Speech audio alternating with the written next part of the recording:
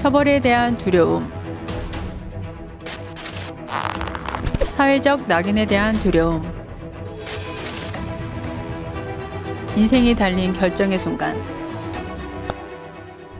법무법인 정의가 형사사건을 다시 정의합니다. 안녕하세요. 최윤경 변호사입니다.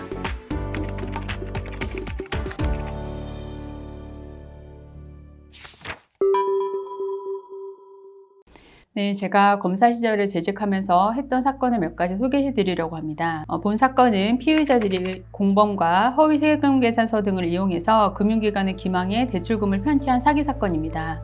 피의자는 농식품 기업 운전자금 대출을 받았는데 위 대출은 농림수산업자 신용보증기금이 보증하는 대출입니다. 신용대출의 일종인데 그 농림수산업자 신용보증기금이 대출금의 90%에 해당하는 보증서를 발급해주고 최종적으로 채무자가 대출금을 상환하지 못할 경우에는 은행이 농림수산업자 신용보증기금에 보증세금을 물어 농림수산업자 신용보증기금이 대출금의 90%를 갚도록 되어 있습니다. 그리고 법인이 폐업하며 나머지 10%에 대해서는 은행에서 결손 처리를 합니다. 즉 이들이 사기 대출을 받음으로써 이 대출금에 대해서는 국민 세금으로 조성된 국가 보조금이 편취된 것이라고 할 수 있겠죠.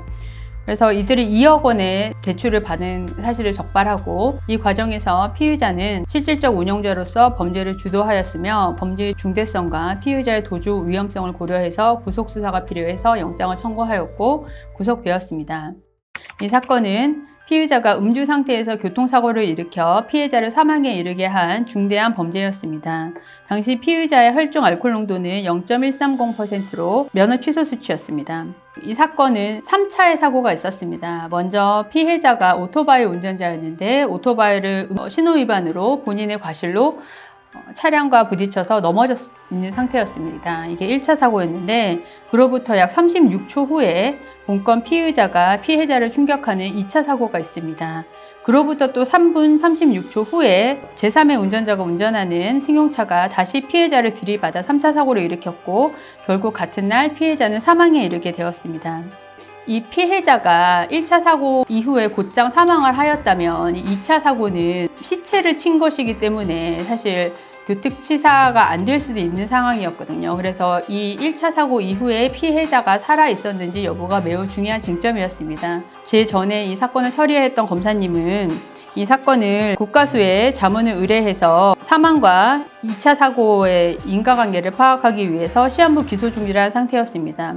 그래서 감정을 하는데 이제 1년이 소비되었고 그럼으로 인해서 사고가 있고 나서 현재까지 1년 10개월의 기간 동안 피의자는 처벌도 받지 않고 있는 상태였습니다. 제가 이 사건을 재배당 받은 이후에 CCTV를 면밀히 확인하고 목격자 진술 등을 보니까 1차 사고 이후에도 피해자가 살아 있었고 입에서 입김이 나고 있었고 움직이고 있었다라는 취지의 진술을 발견했습니다. 그래서 피의자를 추궁한 결과 피의자도 본인이 사고 직후에 피해자를 봤을 때 피해자가 으 하고 소리를 내고 있었고 움직이고 있었는데 그냥 도주하였다는 자백 진술을 받아냈습니다.